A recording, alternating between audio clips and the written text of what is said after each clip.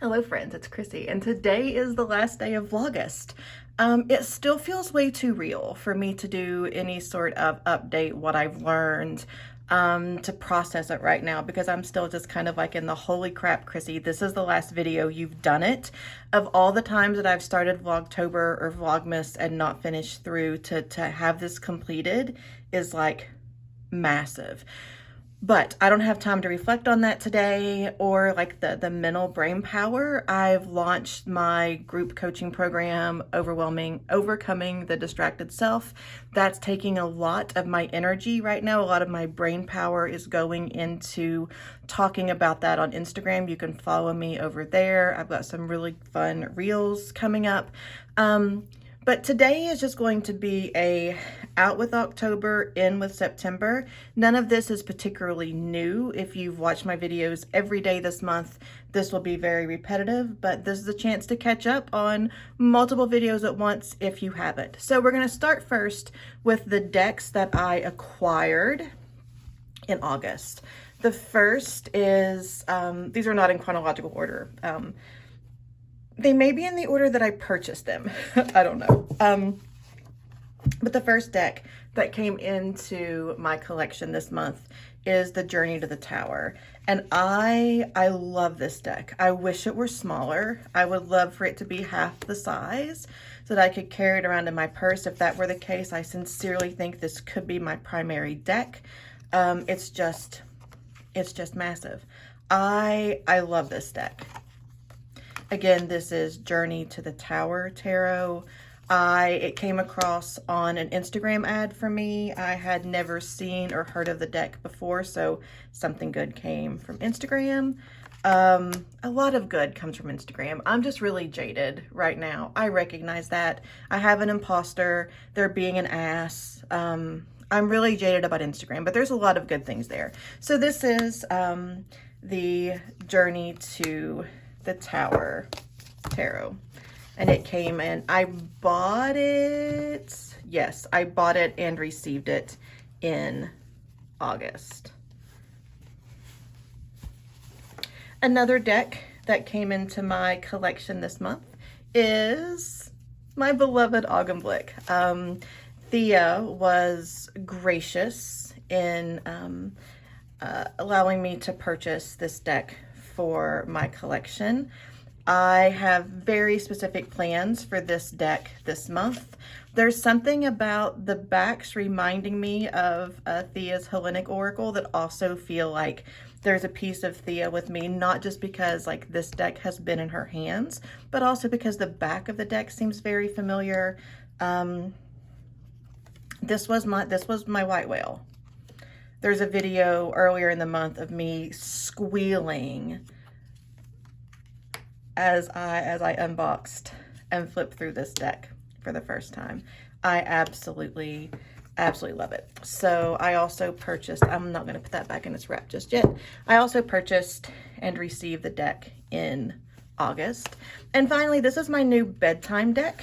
This is the, this is Tarot to Lose. And I was going to a local metaphysical shop, to purchase a notebook, actually, because they have the deconstructed notebooks, and I came away, there's another deck too. I ended up purchasing this deck and the Nicoletta Ciccoli, but it is in my car. That is going to be my car deck. This has been a great little bedtime deck. I have chosen the Queen of Pentacles multiple times.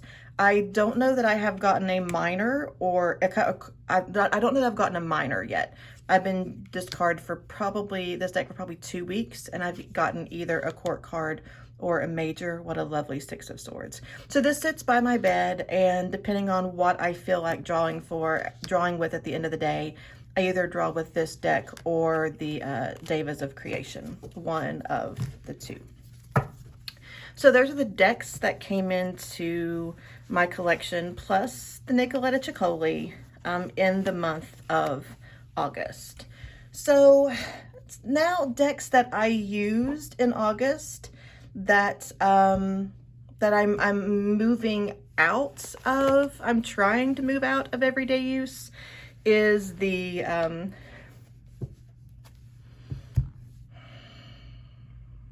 The Terror of the Drowning World. Like, I'm having to close my eyes as I flip through this because it's saying, like, as I turn the cards over, sincerely, my eyes are closed. And this deck is saying to me, Chrissy, you know you can't. You know you want me. You know you want me. And you're right, I do. But I've got to let new energy in. You're still going to be in my bag. You are still going to be in my bag, but you're not going to be my primary draw. So my eyes are still closed as I flip it over. Okay. I tell you, this deck, it's got a hold on me. And I've drawn with it most days since May, and I'm playing with other things. So the Terror of the Drowning World, I am absolutely just cracked up that I actually did that with my eyes closed. So that I wouldn't have to see its disappointed face in me.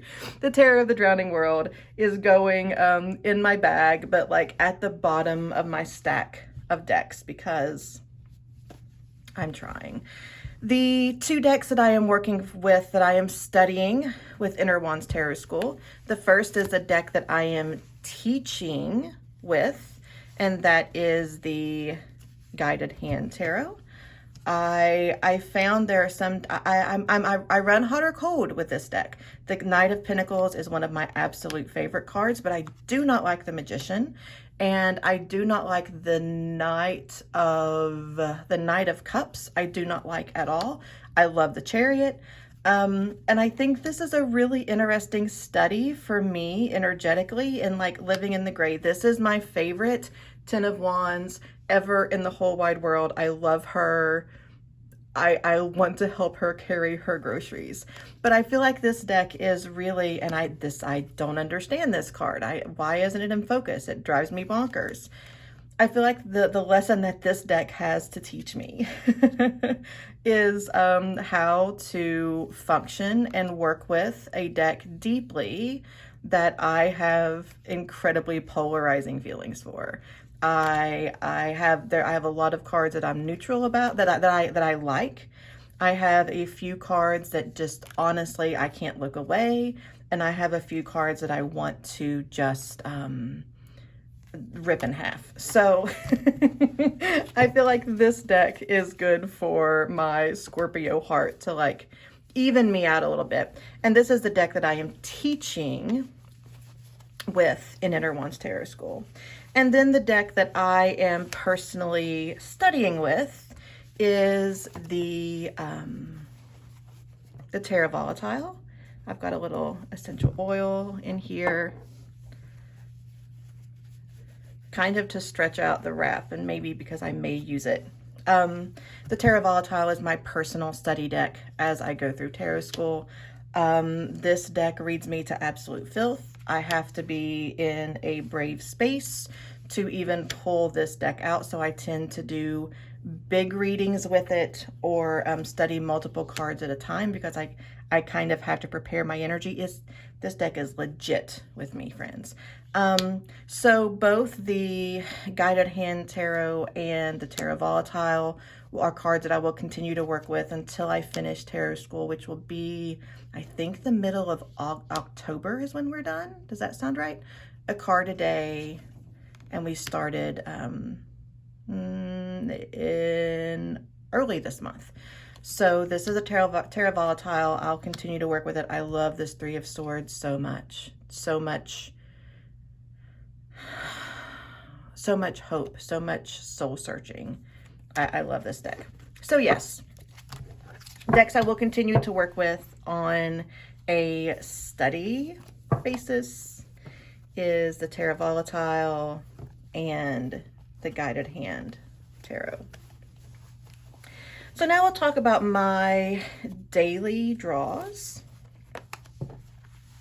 I'm actually gonna, we've got two here. One will come to no surprise for any of you that have spent any time with me at all, and that is my deck, the Narrative Alchemy Tarot.